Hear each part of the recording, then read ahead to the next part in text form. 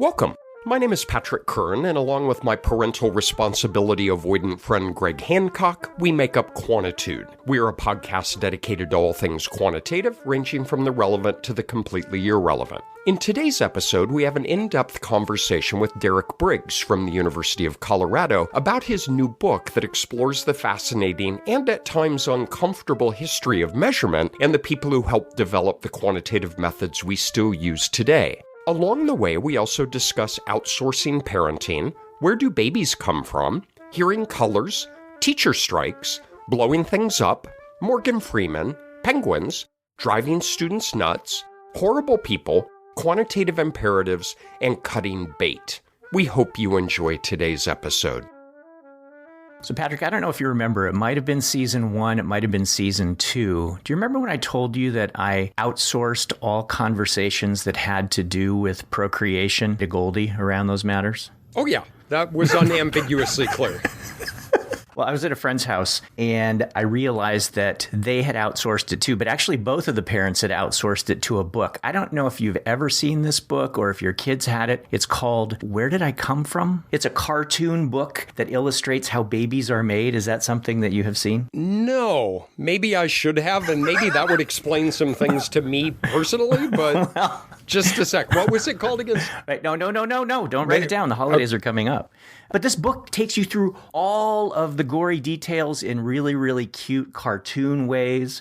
It's really well done. And that reminded me of today. You know, a lot of times I just hang on for the ride with these openings and kind of roll with it. And I have a pretty good sense about halfway in where it's going. You got nothing? I got nothing.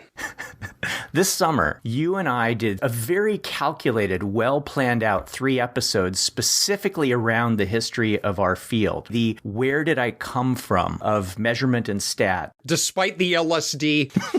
Yeah, in the summer of love. Yeah, I have a vague memory. I also remember hearing colors. I remember that purple was very soothing and red was quite loud. Right. That's probably my most salient memory. But yeah, I'll go with that. So I think of those 3 episodes as really the where did I come from version of our field. Just like that book is way better than I could ever explain, you and I routinely find people who can do things way better than you and I can. Oh, it's the subcontract model of the podcast. When you need expertise, go out back and try to find someone. All right, so now, can you connect the dots for me? Yes. All right. The woman has an egg. Wait, what was the second part? I'm so proud of you.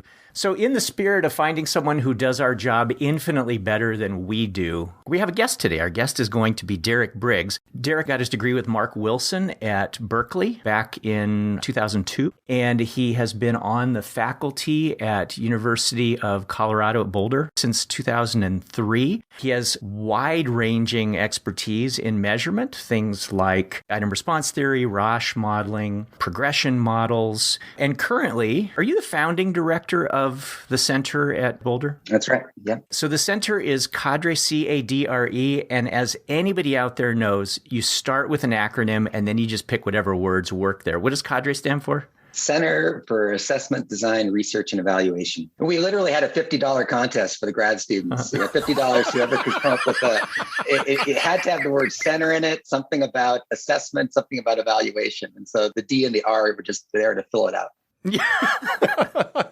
Derek is professor in the Research and Evaluation Methodology program there in the School of Education. You are also former editor of EMIP, Educational Measurement Issues and Practice, which is a very nice go-to journal for our field and associated with National Council on Measurement and Education. And, drumroll please, have you been inaugurated yet as the president of NCME? Has that happened? Yeah, it happened. There was a passing of the torch in our virtual conference in June. We're so excited to have you here. If I could trouble you, just give a little bit of your own origin story. You know, what forces led you to where you are now? Very few people grow up as a child thinking, I'd like to be a psychometrician. As a kid, I was really lucky in the sense that I had parents who really valued education. And it was just something that I always took as a really important part of my life. I was really fortunate in high school. I attended a great high school in Southern California. I studied really hard in high school, maybe too hard. But one thing that I really appreciated in high school was the quality of my teachers and how much they seemed to care about what I was doing. Somewhere around the time of my senior year, my teachers went on strike. I didn't really understand why my teachers, who I thought were so spectacular, were on strike. And I remember going to a school board meeting and essentially explaining why they didn't know what the hell they were doing. Why weren't they paying the teachers what they should be paid? And I was given a very patronizing, son, you don't really understand this. Come back when you understand the financial constraints that we're under. And I vowed, honest to God, at that time, I was like, I'm never going to let somebody talk to me like that, where I come into a situation where I don't know all the background information. And I want to sort of make sure that whatever I do in my education as I go forward, that I'm always ready for these kinds of conversations. And so that I speak knowledgeably about these kinds of issues in education. So already in high school, I really cared a lot about education and teaching and learning. So I went on to an undergraduate degree at Carleton College, did an undergraduate degree in economics. And there I developed some strength in quantitative methods and interest really in microeconomics. And I thought I would go into economics. And then I did a research assistant position at the Congressional Budget Office in Washington, D.C. If you want to go into economics, you better really love mathematics. I mean, really love mathematics to the point where you're better off being just a theoretical mathematician starting economics than you are actually being interested in more applied work. I wasn't quite sure whether that was the commitment I was prepared to make in an economics graduate program. And secondly, I was already then a little concerned that economists sort of take measurement a little bit too much for granted. So I ended up applying to graduate school of education at UC Berkeley. And it was there that I took a class with Mark Wilson and learned a little bit about, for the first time, really, educational measurement and how to think about psychometrics. And that really opened some doors for me. So that's how I entered as a graduate student into a focus in psychometrics. I took econometrics. I also took a lot of applied statistics with some fabulous people at Berkeley. At the same time, I've really gone deep in trying to understand psychometrics. And I sort of see myself as somebody who's always tried to build bridges between those who are doing applied work and those who are thinking foundationally about measurement. Who was your favorite teacher in high school? Wow, that's a tough one. I had a great physics teacher. His name was Mr. Groves. And I liked him because he used to blow stuff up and set things on fire. All right. So shout out to Mr. Groves. Well, the reason we have Derek here is not just because he's a very bright, interesting guy. Derek has a book that came out recently, just mid-November, Historical and Conceptual Foundations of Measurement in the Human Sciences, Credos and Controversies. It's a Routledge book. I would just like to read a brief introduction so people will get an overview of what's going on in this book. I love it. We actually need to get a narrator, Patrick. We haven't discussed this. We need a narrator for things of this gravity. As long as it's not a monkey, I'm fine with it. Can you guys get Morgan Freeman? That would be the best, I think. There is a mysterious ritual that dates back thousands of years. No living creature has survived it, except the penguin. Historical and Conceptual Foundations of Measurement in the Human Sciences explores the assessment and measurement of non-physical attributes that define human beings. Abilities, personalities, attitudes, dispositions, and values. The proposition that human attitudes are measurable remains controversial, as do the ideas and innovations of the 6 historical figures: Gustav Fechner, Francis Galton, Alfred Binet, Charles Spearman, Louis Thurstone, and S.S. Stevens at the heart of this book. Across 10 rich, elaborative chapters, and I can vouch for that, they absolutely are, readers are introduced to the origins of educational and psychological scaling, mental testing, classical test theory, factor analysis, and diagnostic classification, and to controversies spanning the quantity objection, the role of measurement in promoting eugenics, theories of intelligence, the measurement of attitudes, and beyond. Graduate students, researchers, and professionals in educational measurement and psychometrics will emerge with a deeper appreciation for both the challenges and the affordances of measurement in quantitative research. So we are really delighted to have you join us today so that maybe we can unpack this a little bit and have you correct us on on what we did over the summer. As a starting point, Derek, I loved your opening prologue describing how this really started as a chapter in another book and became a book itself. Tell us a little bit about how that happened. A lot of the research I've been doing, and the way I would describe sort of my research agenda, is that I'm interested in the measurement and evaluation of student learning.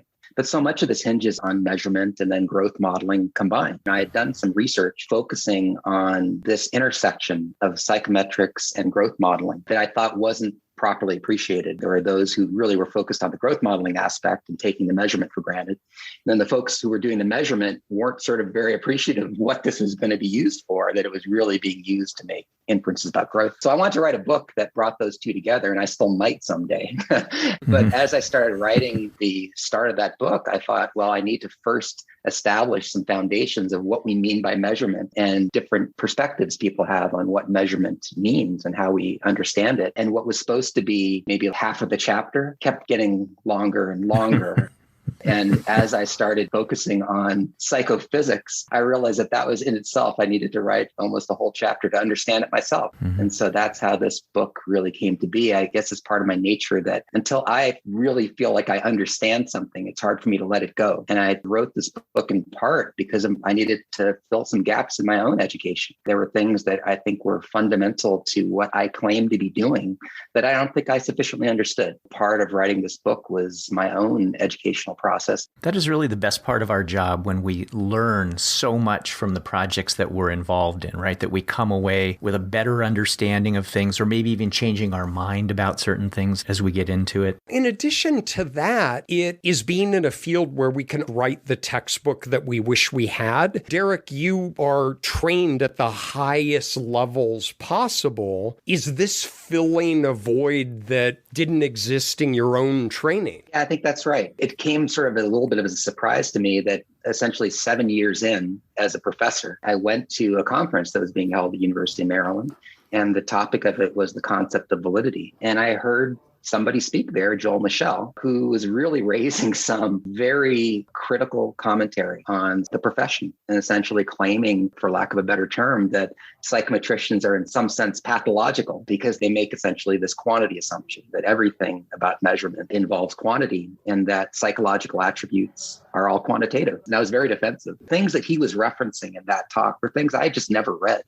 I just didn't know about them. And I thought, I should know more about this. There's more to the foundation of the field than what I've learned about, because I think a lot of us that learn psychometrics in particular, the starting point is really all the things that have been written starting in like the 60s.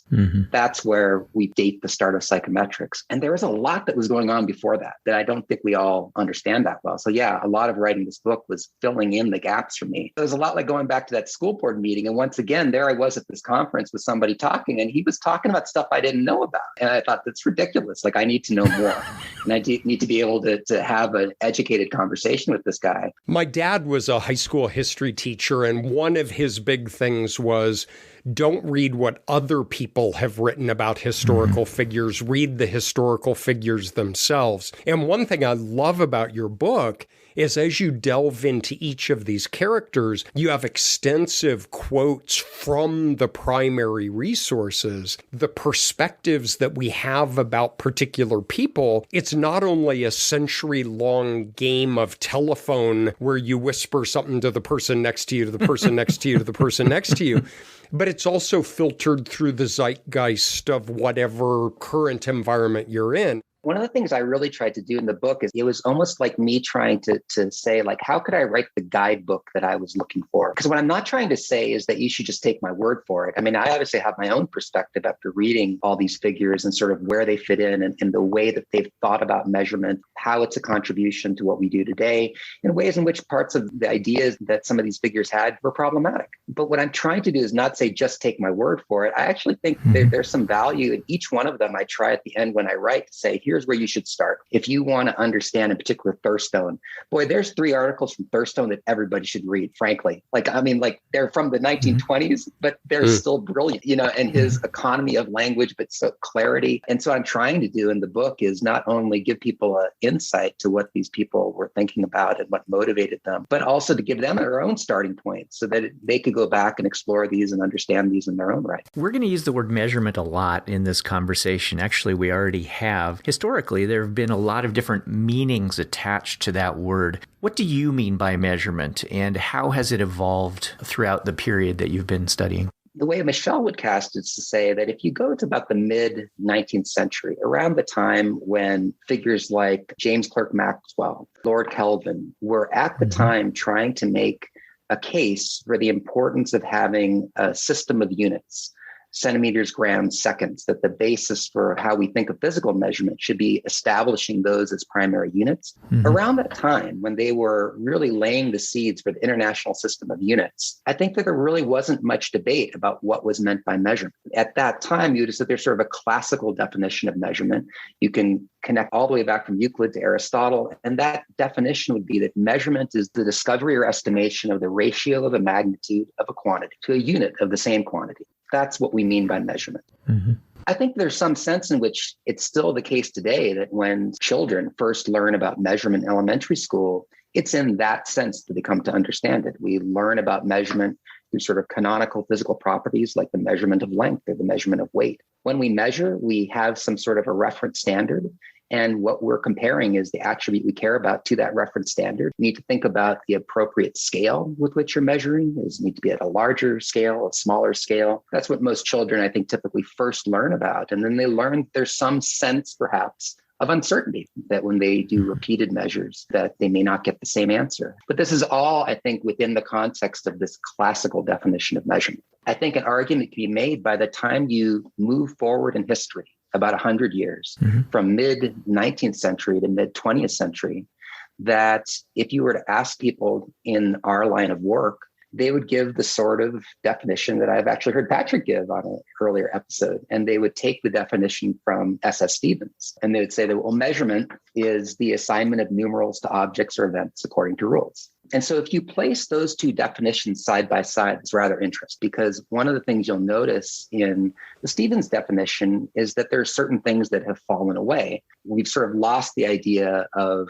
magnitudes, that you're measuring relative to some reference standard. Even the word quantity is no longer part of the definition. What Stevens was doing was separating those things that were in measurement into two different pieces, that there is first this aspect of numeric assignment, and then sort of as a separate thing, which actually where he devoted most of attention, was to the question of scale properties. But that's disappeared from the definition. And so when people simply define what measurement is relative to that definition, it's easy to lose the second half, in which he had an entire program of research around scale properties. I think much of my book is about saying, how did we get from this understanding of measurement in the classical sense to this understanding of measurement in the psychological sense? What were the key epochs along the way that led to, I think, this broadened definition of measurement, where we're now taking from properties that we thought were more spatiotemporally observable to things that are not so spatiotemporally observable, human abilities and attributes and the like. That's sort of what I'm trying to get to, is tracing between those two definitions. Now, I think that there are two purposes for what measurement is trying to achieve, and it's very difficult to settle on a one-sentence definition, but here are two purposes that I think are really important. The first one is that I think when we do measurement, what are we trying to accomplish? We're trying to reduce our uncertainty about the quantity value of a targeted attribute. Number one. So first purpose is to reduce uncertainty. A second one is to report a quantity value that can be generalized beyond the specific and local implementation of the measurement procedure. So those to me are the two purposes. One, it's uncertainty reduction. I think that the way that most people think of uncertainty reduction in psychometrics is in terms of measurement error. But I actually mean uncertainty reduction in two different ways. I think that's one of them. We'd like to reduce uncertainty due to measurement error, but also uncertainty due to our own theoretical understanding of the attribute we're trying to measure. That's a different form of uncertainty. That would actually probably fit more into what people typically call validity theory. Do we actually know that we're measuring what we think we're measuring? Both of those to me fit into uncertainty. And I think that the second part, this idea that you want to report something that can be generalized, I think that would fit in the language when people speak about invariance, the idea of finding something that's invariant to different implementations. So those to me are the two purposes. Mm-hmm. If I had to pick a one sentence definition, I've played with this a lot. Like I do this in a class that I've taught. There's a semicolon. I know there's a semicolon coming. Yeah. So I actually, in teaching, I taught a seminar class, and I actually, as an exercise at the beginning of the class, I had the students sit down. I said, write your definition of what measurement. Mm-hmm. I think it's a good activity because it's really fascinating to see what people leave in and what they leave out. At the time, I provided mine, and then we did a lot of the readings that are in my book. And at the end, I had to come back to it and say, would you now change the definition you give to measurement? At the time, here was the one sentence definition that I provided. Measurement is a controlled procedure that culminates in a reproducible numeric estimate of a quantitative attribute. Ooh. That might be a definition that I like because it gets at, I think, some important ideas that one, I like the idea of a controlled procedure because I think one of the things that's really important to think about when you're doing measurement, you're thinking very carefully about what are the things you're trying to isolate and what are the things you're trying to leave out. So this idea that we should bring in the idea of experimentation as being fundamental to what we do in measurement is an important one. So I was trying to find a way to bring experimentation into the definition. The other idea is this idea of reproducibility that I think gets more at this invariance conception. The part that's a little bit perhaps controversial is my last part of my definition was a numeric estimate of a quantitative attribute. Mm-hmm. And so there's still some question about what is your delimiter on what is and is not a quantitative attribute. Am I saying, as one would in the classical definition, that it has to be a continuous quantity? This is Michel's critique, is that measurement only pertains to quantities that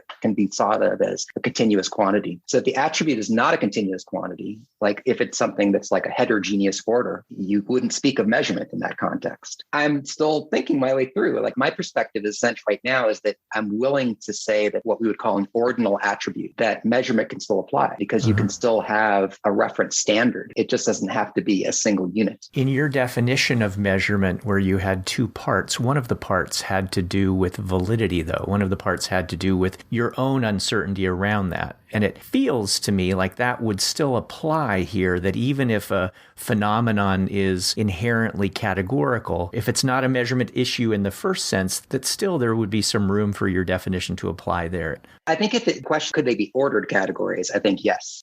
I'm in a place at present where I would like to distinguish between activities of classification and activities of measurement. In examples in which we really are just thinking of nominal categories, I'm not sure if it's sensible to think of that as a measurement activity, but there's some disagreement on that. I have a colleague who wrote another terrific book that just came out, David Torres Irabara. Here's his definition of measurement. Measurement is an activity of classification, ordination, or quantification of a set of elements according to a model of a relevant attribute in service of a larger goal. I think that's also a fine definition, but it's broadening what measurement means. I've always been interested in questions of growth and student learning. Growth is another great example where we have a physical metaphor in mind. We think literally of a student growing in height. If you're thinking about growth in that way, you have to be answering questions about magnitude.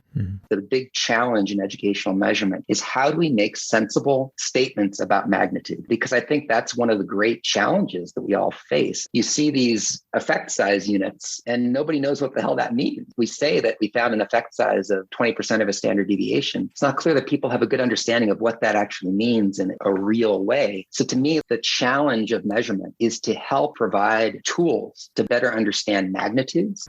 And in that sense, that's why I would probably leave out nominal classification from that aim. I love Stevens and I love that paper, and his 46 science paper is just a joy to read. It's colloquial, it's funny. Two things stand out for me on that is first, that very classic definition of measurement that you have heard me say before because I like it so much. That's only on the first page of the paper. A lot of times people forget you turn that page and there's some really deep stuff in there of developing the nominal ordinal interval ratio scales and the typologies. The other thing that I find so interesting is in 1946, that's almost been 80, 90 years after a lot of this other stuff has developed that led up to that. So it's kind of funny, us looking back, 46 is old history, but he was actually putting a capstone on what might have been 75 years before that. And that's what I love that you bring out in your book. You have this cast of characters of what led up to Stevens. You have 6, half a dozen people who you really focus on. Why those 6? I certainly could be more than the 6. I will say at some point, the book had to end.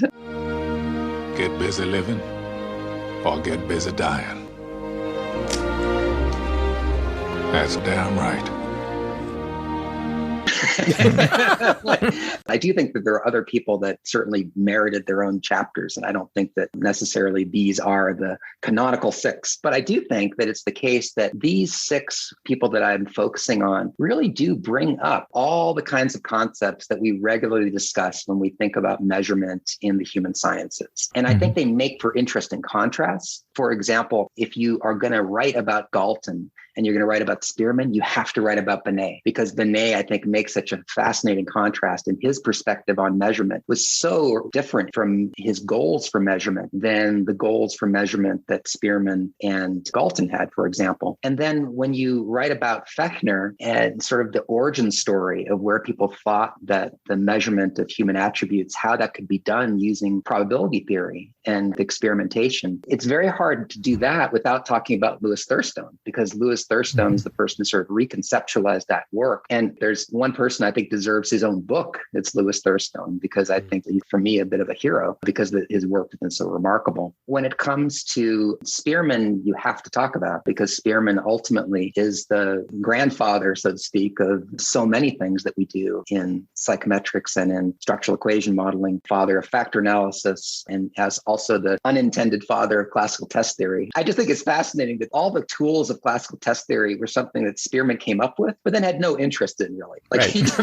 You highlight that arguably 2 of his most important contributions he didn't seem to care that much about. Spearman is a nexus point for so many other people. It all then leads back to the reason I sort of have to end with Stevens is because, again, part of my motivation was to try to unpack where Stevens came from and what led to this broadening of how people were discussing and talking about measurement. What was controversial, and still is somewhat controversial, about Stevens' definition was just bringing together what was already starting to happen in sort of the zeitgeist. But there's a certain amount of self-interested actions that Stevens was taking. He was covering himself a little bit, because what he was essentially doing is, in a very kind of shifty way, if you had to point to somebody at the time who was considered an authority for how to think about measurement, it would have been Norman Campbell. And so Stevens was taking parts of Campbell's definition of measurement, but he was not taking the parts that made things difficult for him because he had done this work that had led to the Ferguson Committee, where they had this committee to weigh in on whether the measurement of psychological attributes was something that could be thought about in the same way as physical measurement. And it had this committee of psychologists and physicists. And Norman Campbell was part of that committee and was staunchly against the idea that you could have measurement in the way that Stevens was thinking, because he had already developed this Sohn scale for auditory sensations. And so he had some self-interest in being able to say, well, they couldn't agree, but let me show you how you could have this more encompassing understanding of measurement, which he developed. So Campbell's definition of measurement was measurement is the assignment of numerals to represent properties. And then later he amended that with assignment of numerals to represent properties in accordance with scientific laws. Stevens dropped out those parts. I love all the little side stories that help to paint a richer picture of these people. Patrick and I, being the incredibly simple creatures that we are, we tend to paint more cartoonish pictures of these people. One of the reasons is that that's just kind of who we are. When we went through the history, for example, in a number of other episodes where some of these figures would come up, and other people as well, we sort of had this standard line that we would say, horrible person, completely horrible person, as though our field is littered with people who are completely horrible people. I don't think that any of us is really defined by the best of us or the worst of us. I think everyone is a bit more complex than that. But some of the people that you address and some other people outside really are hard to talk about. How did you approach that? This was really a challenge for me, especially the point in time we are today, where I think that over the past few years, if we didn't already know, we were in a time of social change where there needed to be a reckoning with racial and social injustice. We're in that time. All these kinds of things that have been happening and that we are more and more aware of as a society, that things need to be changed. This was coming at a time when I was finishing the writing of this book, and I thought to myself, myself, do we need a book that's focusing on 6 white men and the roles they've played in measurement? If you think about one figure in particular that's controversial and quite problematic, that would be Francis Galton. Mm-hmm. To be sure, I experienced some real difficulties in thinking about how to write about Galton because his role as the founding father of eugenics is something that created absolutely horrific consequences by the time, in particular, we get to World War II. And so his connection with eugenics is one that makes it very difficult to speak to the other great accomplishments he's had. From my own perspective, what I try to do is to place Galton in his historical context. I think it's important to appreciate in Galton's approach to thinking about why he wanted to do measurement. I think of this as something that we need to think about. Well, were there other people at the time that Galton was doing his work that had different perspectives on measurement and different perspectives on the role that measurement could be used for the betterment of society? Instead of simply viewing Galton through current contemporary lens, I try to cast him in this book in contrast to some of the other figures at the same time. This is, by the way, an approach that in some of the other historical work that I've read that's treated Galton, it seems to be a very similar tactic. For example, Raymond Fancher, who's written some really great work and is one of the authoritative biographers of Galton. He does a very similar approach where he's trying to contrast Galton to who came before Galton was also still a contemporary, John Stuart Mill.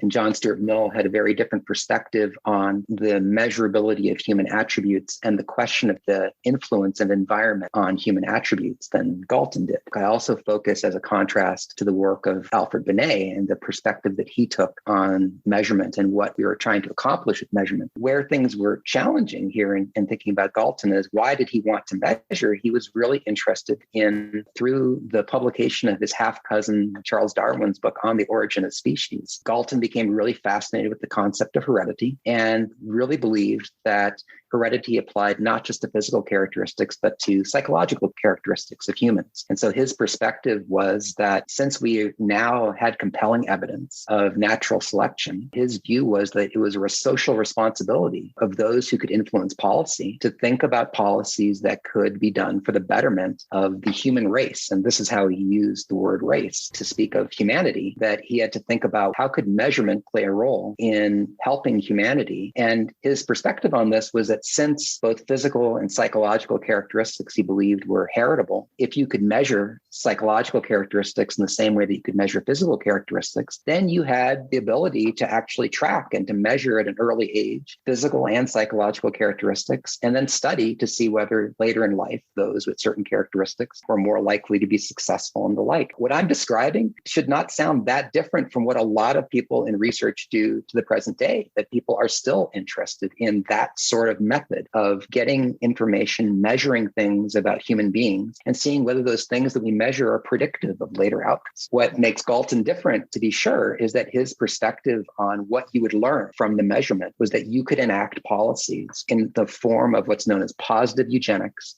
to create incentives for the state to get certain types of people to marry and procreate and to disincentivize others from marrying and procreating. And thereby you would improve the genetic stock. And that was where he coined the term eugenics, good stock, by that sort of a process. And so that's tough, right? Knowing where that went in terms of how that was taken up in the book, I try to take this head on, how it was taken up in the United States in terms of actual policies that led to sterilization in the United States. Really difficult to read about. Virginia passed a Sterilization Act. It was upheld by the Supreme Court 8-1. So you could see over time where Galton's advocacy for eugenics led in the way that it was taken up in the United States. One thing that I found to be the case when I was reading about Galton is that it is still the case that he did some really ingenious things.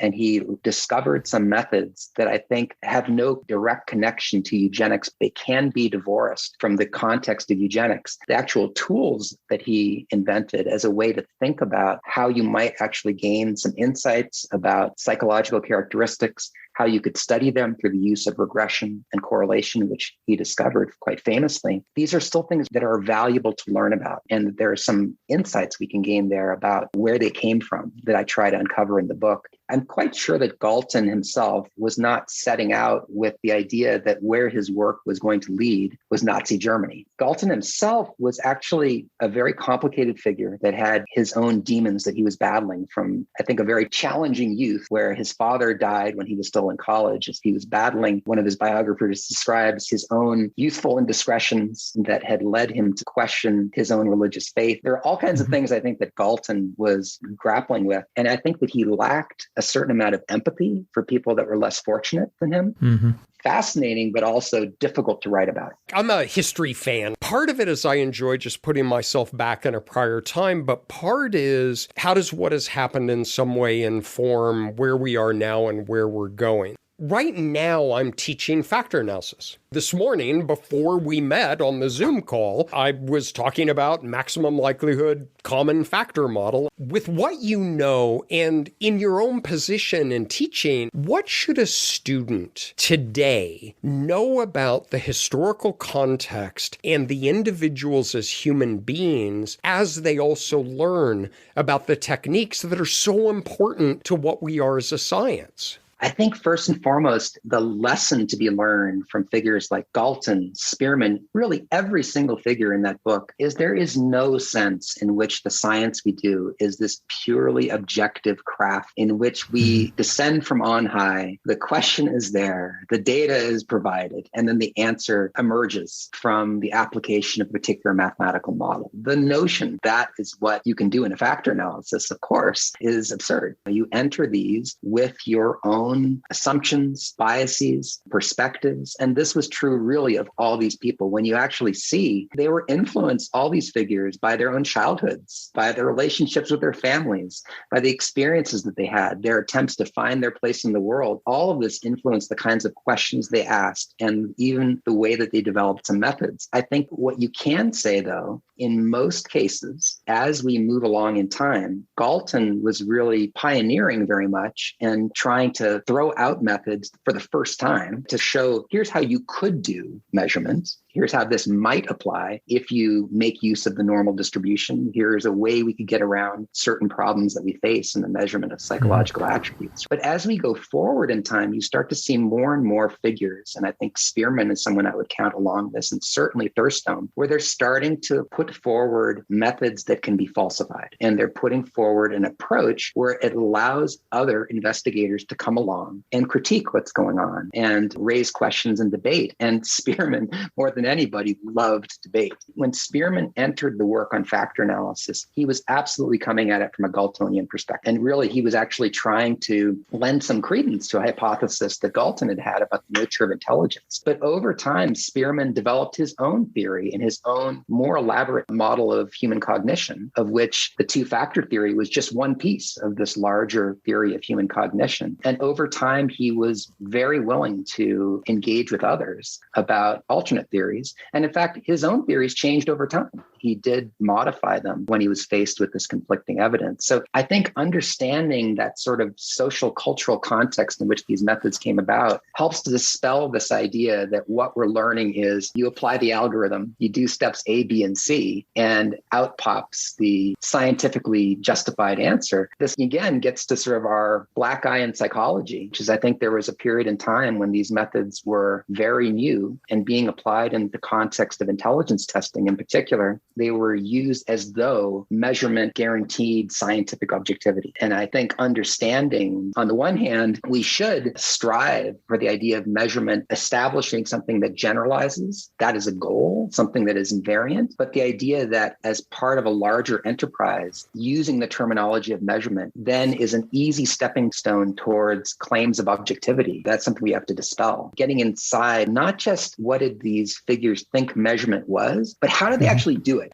I have teenage kids, and over dinner, they will very appropriately give me a hard time about the views and beliefs and norms we had when I was their age. But what they don't like is when I say, be careful, because your teenagers are going to be saying the same thing about where you are right now, and think about what is that they're going to be giving you a hard time. And what that makes me think about is, what are we doing right now that in 75 years, when some kid comes up and looks at the works of Briggs et al. And Hancock et al., that they're going to say, wow, look at what these guys were doing. Is there something now that you would envision in the future someone might hold us responsible for? I think there's an obvious target in that, and that's the excitement over data mining and the idea that now we're in an era where it's so much easier to get data. Spearman's work where he discovered factor analysis, like 20 students, and getting that sample of 22 took a ton of work. We can get 2,200,000 million cases, from the internet, like the ability to actually get data, bring it into R and do some really cool things with it. And so we have a whole generation of really talented students that are learning. Maybe they're really good with math. They're really good with coding. They don't necessarily have a theoretical foundation. And the idea that somehow the data can speak for itself is problematic to me. The idea that if we just have enough data, we can model our way to a practically useful result, I think is a recipe for the same kind of problem that we experienced 100 years ago. Because remember, if you're justifying what you're doing on the basis of some practical utility, well, practical utility is a subjective notion. And what's practically useful for one person is not necessarily useful for the other. If you are doing things that are theory-free and you're just trying to apply algorithms to learn something because of a justification that's based on practical utility, we have to wonder down the line what sort of unintended consequences might come up, things that we don't appreciate. I think one of the things that was really true, whether you agreed with the theory or not, nobody was theory-free in the period of time that I'm covering in this book. These were people, when they thought about measurement, they had real theories about the attributes they were trying to measure. And they put forward those theories, and those theories could be falsified. And I think that one of the things that I think is so important is this idea that there really is a value proposition around measurement. I really do believe that. I think we get so caught up in what is wrong in trying to measure too much. And I agree with that, by the way, that sometimes we try to measure too many things. First, I think the value proposition is that measurement should first and foremost be a process of discovery. And to me, that's exciting. Measurement is not definitional. You're not defining something to measure. You're trying to discover something through measurement. This is something that worries me, even in structural equation modeling. Sometimes people get items to define a scale, and it's just defined. I have these items, and yeah, they might be doing a factor analysis, but in their heads, the arrows are actually pointing from the items to the construct, not the other way around. And so in that case, where's the discovery? If measurement really is not definition, but it's discovery, you're not actually discovering much, if that's the way you're thinking about it. I think to do measurement well, it requires a substantive theory about the target attribute that's amenable to empirical investigation. You have to have some substantive theory. And one of the things that worries me, in particular with data science, is that there may not be a substantive theory. The idea is that you can just from the data itself do something without having any real theory for what is an underlying attribute or attributes that you would care about. The other two pieces that I think are really important here, I've already mentioned the idea that what we try to do about measurement is reduce uncertainty. And I think that's something that in today's world, people that do work in data science appreciate, at least the idea of minimizing measurement error. One thing that's sort of gotten lost is this idea, this dates back to Stevens separating the definition of measurement and scale properties. I think we've totally lost the idea that measurement results hinges upon having a meaningful unit of measurement. I just think that thing has gotten lost. A thing that worries me a lot right now is we have these dimensionless units because we express things in these relationships between correlations. And so there's like an implicit standard deviation unit, but nobody really knows what that means. And we've kind of lost it as something that we would care about. The last piece to this that I think is a real thing we need to worry about going forward, measurement beyond the value proposition of being something about discovery, measurement is aspirational. It's something we aspire to do. And so it requires an abundance of humility. If you're going to attempt it as a process of discovery, you have to be willing to accept the possibility that you fail, that there are some things in the world, contrary to Thorndike's credo that I discussed in my book, not everything that exists can be quantified. We have to have some humility. How would you know when you fail? If you aren't willing to admit that, then again, you could run into some serious problems in the future. Given all the thoughtful things that you've just said about discovery and aspiration, and then the knowledge that you've gained throughout the journey of writing this book, how does that help you think about your new role as president of the National Council on Measurement and Education? Does it help inform your agenda or the way you approach this position? When I started writing this book, I almost wanted to write the book at first to say, here's what we're screwing up and here's what we're doing wrong.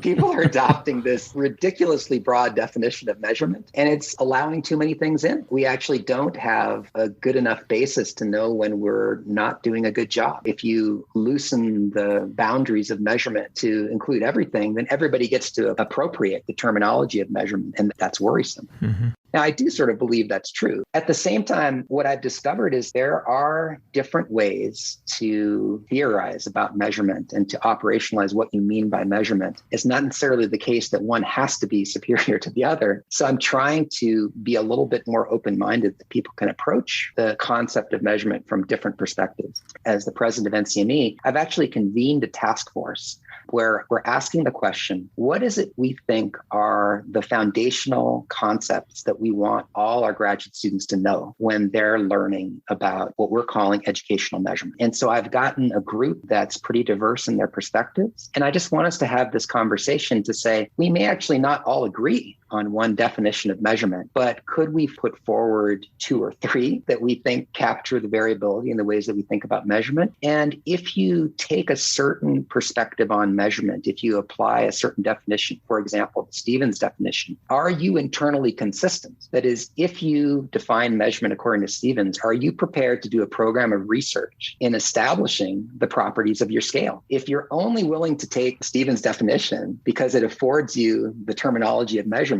without paying any attention to the questions of scale properties and what you can do with the scales, you're not being internally consistent. What I'd like to do with this task force is get us talking about what are the core concepts that we want graduate students to be exposed to and thinking about so they know how to have these conversations. If you go to NCME's website, you would search in vain for one definition of measurement there. It's sort of ironic to be the National Council on Measurement of Education and not have a definition for what that is supposed to mean. But I think we need to make progress. I think the Psychometric Society has done a good thing in that regard. If you go to their website, you could ask, what does psychometrics mean? They actually have members that have written different definitions, or here's what we think psychometrics means. Here's a way of understanding what that is and where it comes from.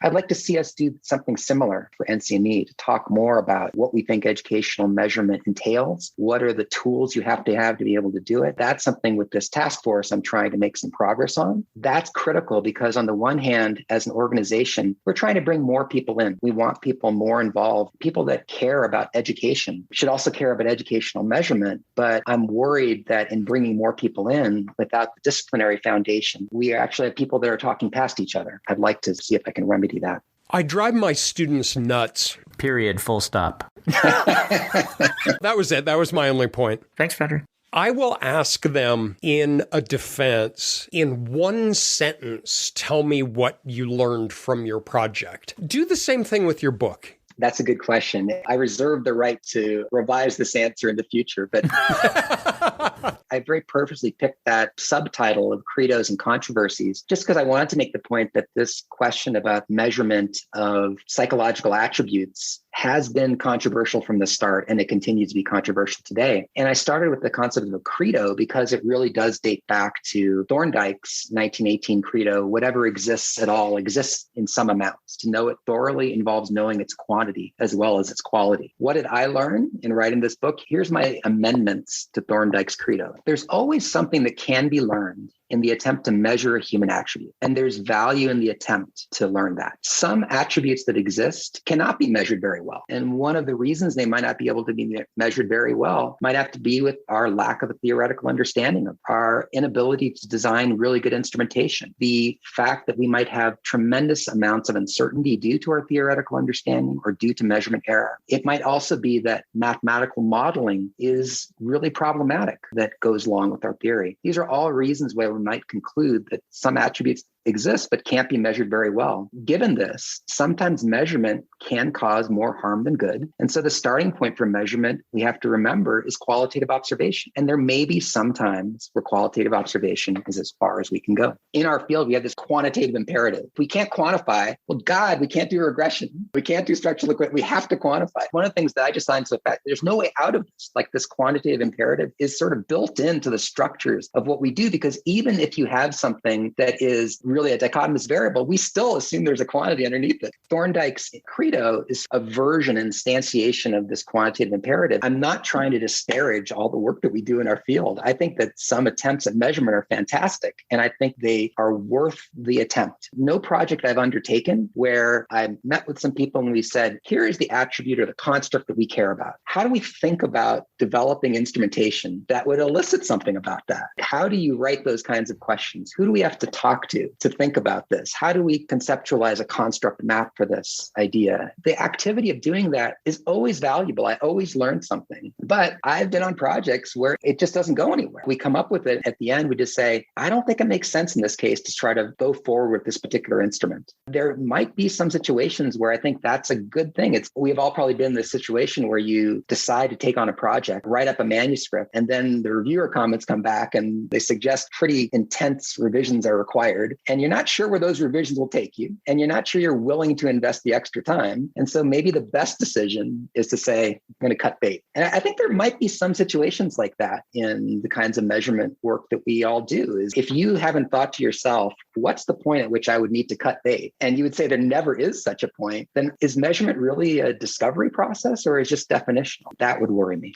Cut bait, verb.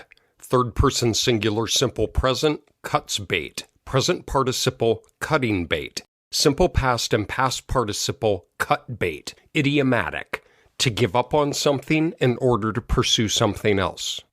Is this an accurate restatement? Sometimes the best measurement is no measurement at all? Yeah, I think we have to be willing to accept that can be the case. There are situations in which it is better not to measure. We have to be self-aware of potential downstream negative consequences. When you apply the terminology of measurement, it implies a certain epistemic authority to what you're doing. And you have to be aware that if you're going forward with that language, you better be really committed to a program of research around it. It better not be a one-off thing that you're doing, but it actually something you're committed to learning more about. The part that's driven me a little bit crazy in my own field in educational measurement is people are just not being transparent about what it is they really mean. There are people, I think, that if you ask them, in what sense are we doing measurement? They would say, well, there is no real attribute in that we're trying to measure in education. We don't even believe that exists. Instead, we have these test items we write. We think they're pretty good items.